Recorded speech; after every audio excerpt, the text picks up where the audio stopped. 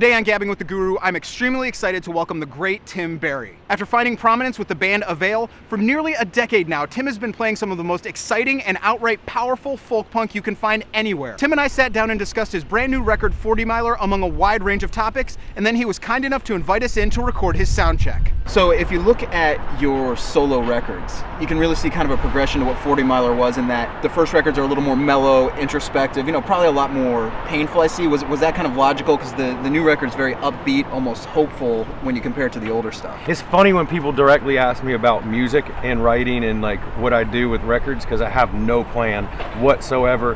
And if that is your thoughts on, say, my earlier records, that they're more introspective, probably slightly more depressing, it's just representing the time period. All those records are everybody says it, and I'll say it too, they're just journal entries. I'm thankful that the songs show up when I find a sequence that I think works.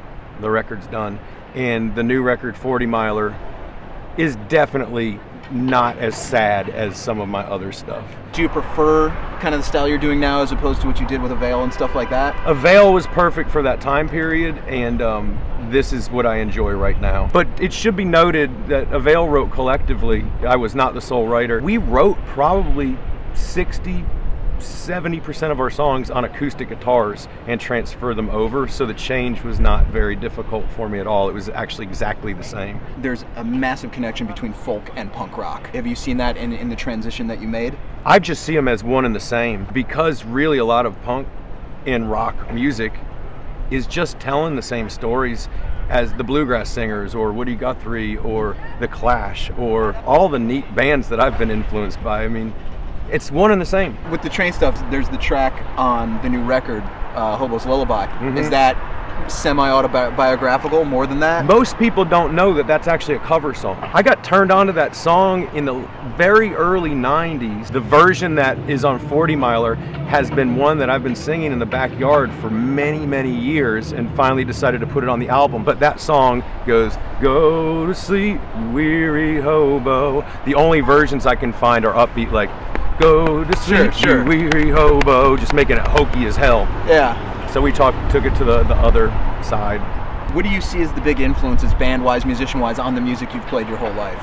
It's such a mess of everything. As a kid, I was introduced to music at church. They played folk music at church. It was very rebellious. My mom listening to folk, my dad listening to classical, and then rebelling with my older brother, who turned me on to Venom, The Clash, and all of those bands in that era, and then that took my whole rebellion into punk rock and metal and thrash for the rest of my life. On the title track, you say music should be escape, not rent. Did you take that kind of as a purposeful view on what's going on in the current music scene? No, not at all. And I hope that people see it in the way that they hear that line and that song in the way they do. And I don't know if I should explain how that song was written. For this one time, I will. I was about 20 songs into writing a new record, and I'd had some success with the other record that I found daunting, and I realized as I was writing that I was focusing more on how people would react to my music than how I always write. And I realized what I was doing was falling prey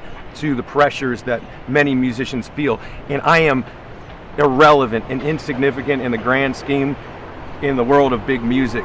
But in a very weird way, I felt pressure. To answer the question, though, about the line, music should sound like escape, not rent, I also was becoming a person who was getting paid to play music because people were coming, and I took the idea of fuck the pressure and screw anything that has to do with money. Music, to me, is an escape. It's not about money, and it's not about the people that I'm supposed to be singing to.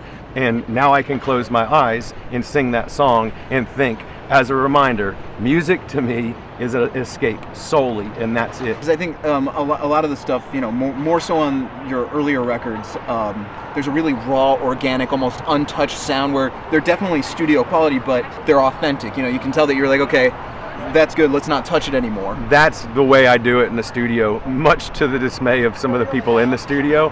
I care more about the take and less about the sound, because I listen to old punk and old folk and old country and old jazz and old blues. It's not the quality of the recordings, it's how these people are presenting the songs and how they feel about the songs, or the goodness of the songs that they're playing or covering. So for me, it's capturing moments. Sorry if it's not, the mic wasn't exactly where you wanted it. Have you found through when you've changed music, there are maybe themes or emotions you can access through the stuff you're doing now versus what you were doing with Avail? Yes, 100%. I am far more contented playing music in my backyard or publicly. I feel much more content than with Avail. And it has nothing to do with the guys in the band or our history or what we accomplished. It's just, there's something that resonates more to me doing this than that. Avail got very easy.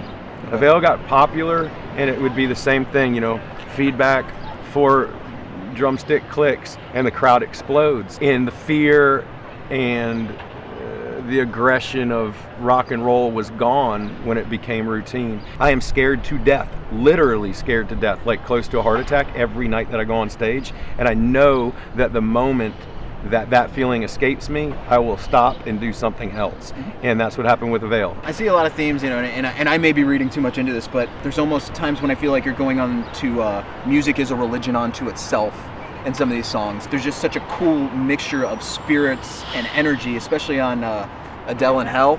Oh, which that song is just gorgeous. The second vocals on there, and just it's got Julie that good Carr. Cajun feeling on Yeah. it. How did that come? Because it's such a stark contrast to other I stuff. really am glad you brought that song up. Not that many people bring that song up when discussing it.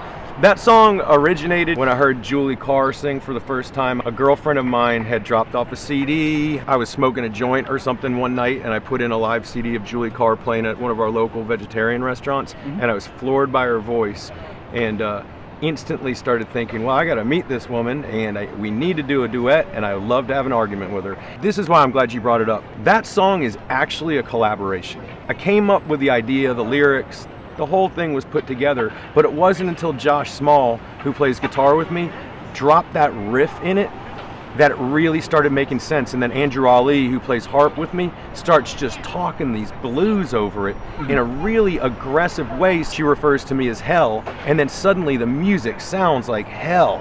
Not bad hell, but literal hell. Like we are conflicting. This character named Adele and this man named Hell are actually fighting, and the music is working with that. And then her vocal parts, that whole thing tied together in such a neat way.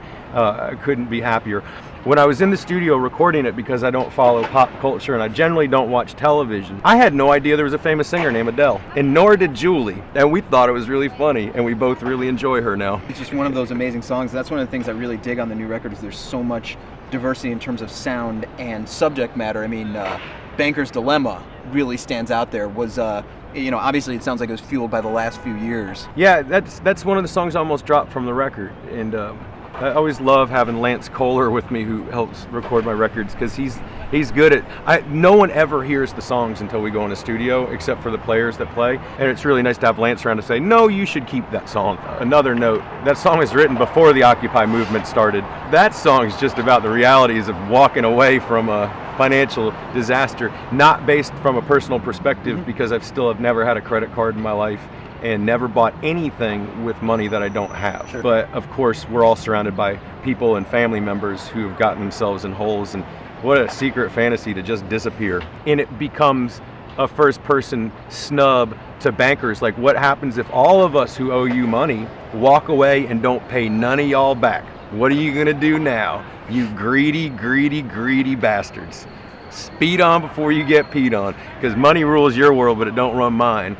Well, you also took kind of another social approach with the Prosser's Gabriel. Has there been more progress on that? Yeah, the story of Gabriel Prosser is a very long one, and I would hope that some people might look that up. The short of it is that there was a revolutionary who was an enslaved black man from the Richmond, Virginia area who tried to create a slave insurrection, and for it he was murdered by the state at Broad and 15th Street with about 30 other people involved in this uprising. Down the road, the place that he was buried, called the African Burial Ground next to Broad and 15th Street, which is where folks used to be hung, later became a parking lot for Virginia Commonwealth University. So there was a pretty radical underground movement of all kinds of different people that tried to correct this injustice and did a lot of work to do it. To update it, I was home last summer when the city of Richmond formerly ripped up the parking lot, and it's now a grassy field.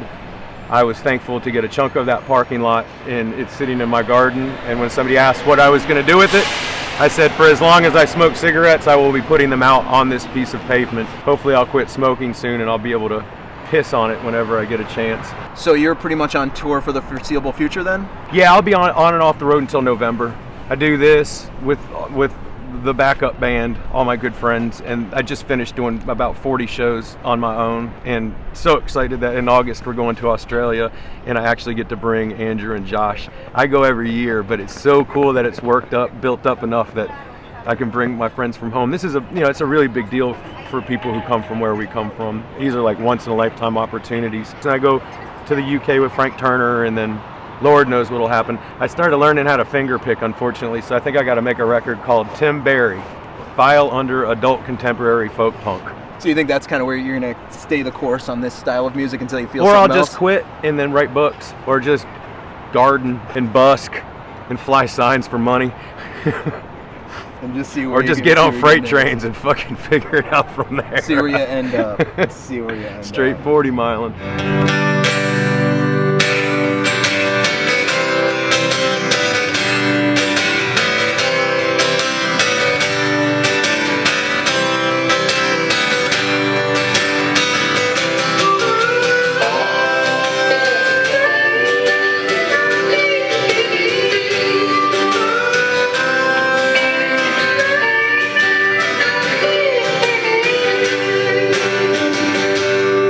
I talked to Brian about it, Frank too.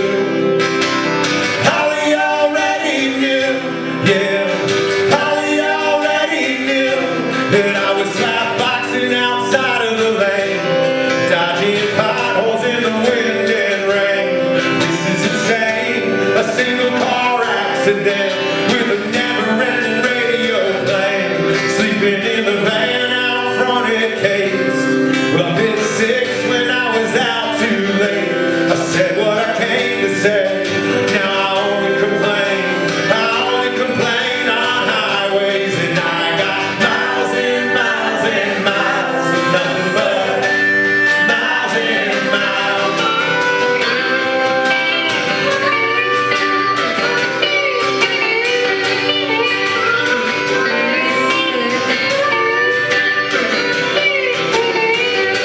I can't stand songs about writing songs, and now it's over 40 minutes long, and broke up bands on their third reunion tour.